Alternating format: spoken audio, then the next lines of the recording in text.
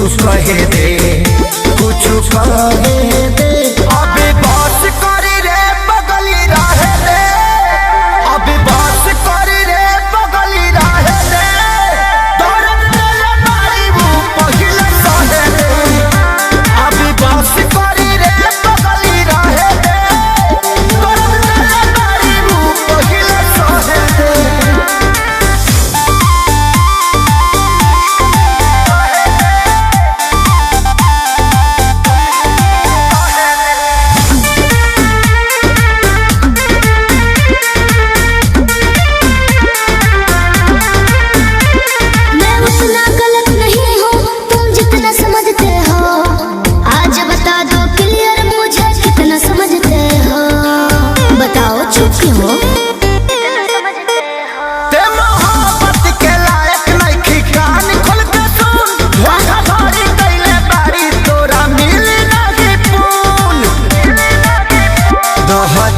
अपना लाइफ में तो दहे दे, जानू दहे दे। अभी बस करी रे बगली रहे दे, अभी बस करी रे बगली रहे दे। दर्द दिले मारी वो पहिले सहे दे, अभी बस करी रे बगली रहे दे। दर्द दिले मारी वो पहिले सहे दे।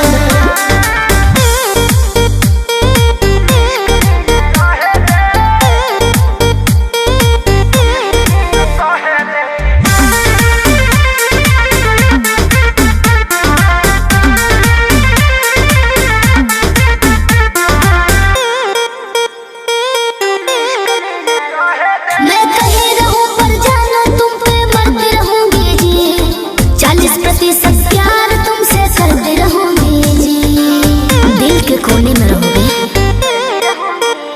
अभी सुधरे के चानस बा सुधरी जो ना रे, उड़न छोड़ देते धरती पर उतर जो ना रे। अब ही उम्र वाला हावे के तो लहे दे, जानू लहे दे। अभी बस करी रे बगली रहे दे, अभी बस करी रे बगली रहे दे। दर्द दिले मारी वो पहिले सहे दे, अभी बस करी रे बगली रहे दे। दर्द दिले मारी वो पहिले सहे दे।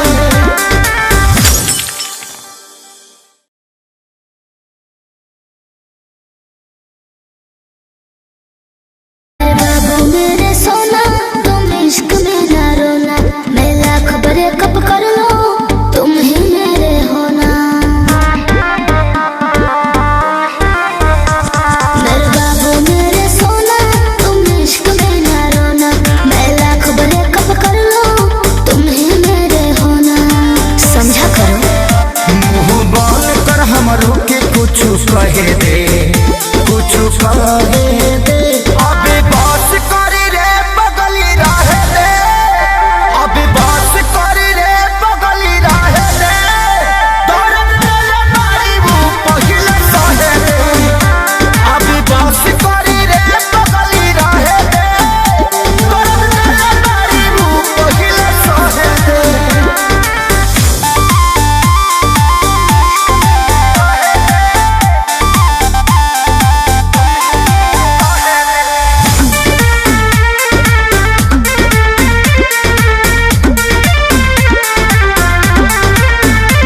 मैं उतना गलत नहीं हूँ तुम जितना समझते हो, आज बता दो क्लियर मुझे कितना समझते हो।